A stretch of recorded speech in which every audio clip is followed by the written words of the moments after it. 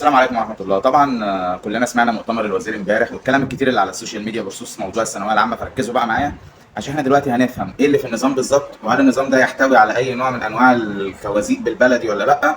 فركزوا كده معايا عشان في هري كتير بيتقال، فانا هجيب لكم الخلاصة، فركزوا كده لو سمحتوا معايا ونفهم واحدة واحدة. نبدأ الأول بثالثة ثانوي بحكم إن دي أول الناس اللي هنبدأ شغل معاهم إن شاء الله بإذن الله، ودول أول ناس بيخشوا الموضوع أساسا، يعني هم في خلال أسبوع من دلوقتي هيكون أغلبهم اشتغل.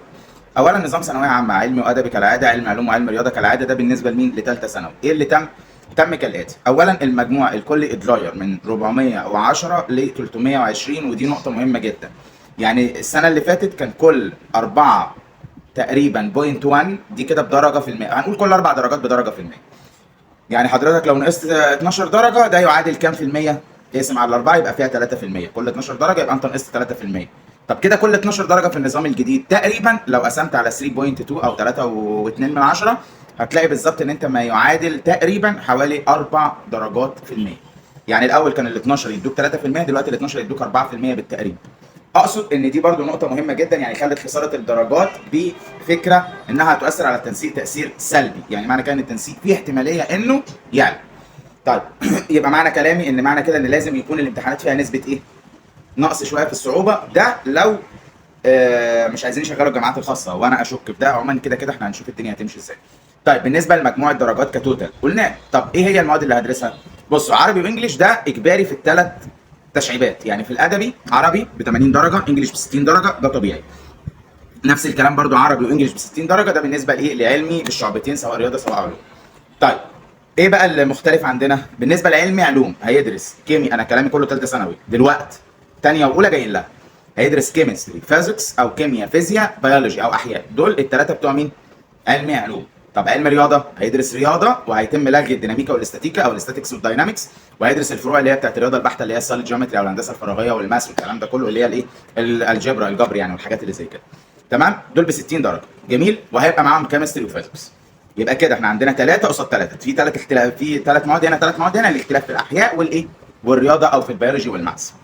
نيجي للبهوات بتوع ادبي. البهوات بتوع ادبي هيبقى عندهم تاريخ وجغرافيا، وهيتم اضافه الاحصاء كما سبق. ده كان من زمان قوي، كان بيبقى في ماده اسمها اقتصاد واحصاء، هو خلاها احصاء بس ب 60 درجه على اعتبار ان يبقى عندهم نسبه من الماس.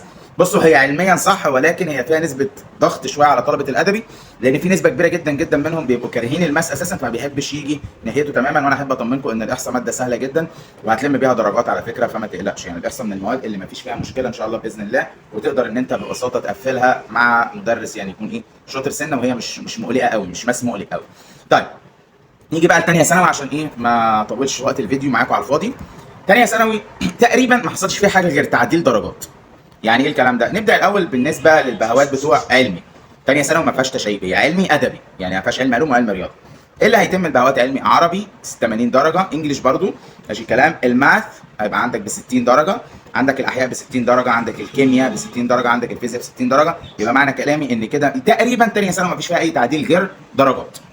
تمام. نيجي لبتوع ادبي نفس الكلام برضو، ولكن هو عمل حاجه في الادبي شويه، ان هو حط تاريخ، جغرافيا، علم نفس. ده بالنسبه لمين؟ لبتوع ادبي، وبرده في الماس، كل دول ب 60 درجه. يبقى نركز شويه، هو كل الفكره ان هو على الدرجات. يعني ايه؟ قبل كده الفيزيكس والكيمستري والكلام ده كله كان بيتم بحساب درجاتها من كام؟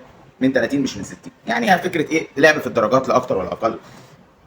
يعني تقريبا ثانيه ثانوي لو هنتكلم بشكل اوضح، تقريبا ثانيه ثانوي ما فيش فيها تعديل يعتبر شبه حصل، غير ان هو شال اللغه الثانيه. ثالثه ثانوي شال اللغه الثانيه وشال الجيولوجيا. تمام. دول المادتين اللي تم الغائهم بشكل نهائي، او بمعنى اصل يعني حطوهم ان هم ما يضافوش للمجموع، يعني اتلغوا من الاخر عشان نكون متفقين. لان كده كده المواد التي لا تضاف للمجموع الطالب اصلا ما بيذاكرهاش. حضراتكم بتذاكروا المواد اللي بتضاف للمجموع لما بتوفرونا، يعني فخلينا نكون منطقيين شويه. طب نركز بقى لولي امر اللي ابنه في ثالثه اعدادي طالع اولى ثانوي، عشان ده برده حوار قصه كبيره شويه.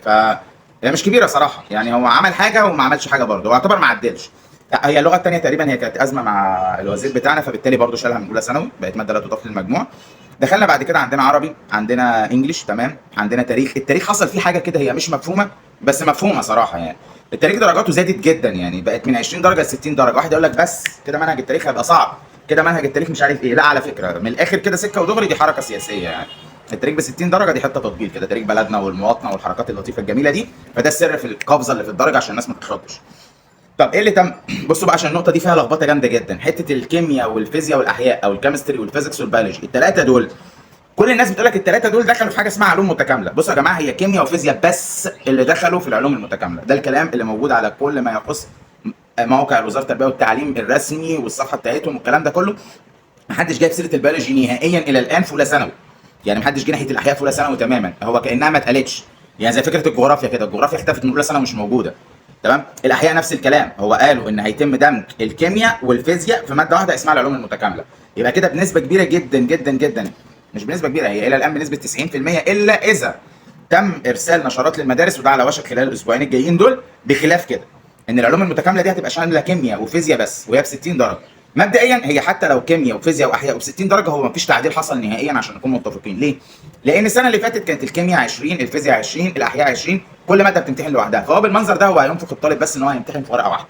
تمام. وده رخم، الموضوع بصراحه مستفز جدا، الا اذا تم اتاحه وقت كافي للطالب انه يذاكر. يعني قبل ماده العلوم المتكامله دي، انا ما اعرفش التسميه دي جت منين بصراحه، بس قبل يعني الماده دي يبقى في عدد وقت كده او وقت معين للدرجات. وانا اظن ان ده اقتراح، يعني يا ريت الناس وهي بتحط الامتحانات او تحط جداول الامتحانات، لو استقرينا على وضع ان الماده دي هيبقى فيها مادتين او ثلاثه، الافضليه لو سمحتوا ان يتم اتاحه وقت كافي للطلبه لمذاكره الماده دي. لان كده هيبقى بيذاكر 3 مواد في ماده، او هيمتحن 3 مواد في ماده، لان المحتوى العلمي لم يتم تغييره الى الان. واحد يقول لي ممكن يغيروا المنهج، انا شايف ان مفيش وقت. انا بكلمكم دلوقتي، احنا تاريخنا دلوقتي حوالي 15/8، الدراسه داخله 21/9. ما في هيتم تغيير المناهج امتى؟ وهيتم طباعه الكلام ده امتى؟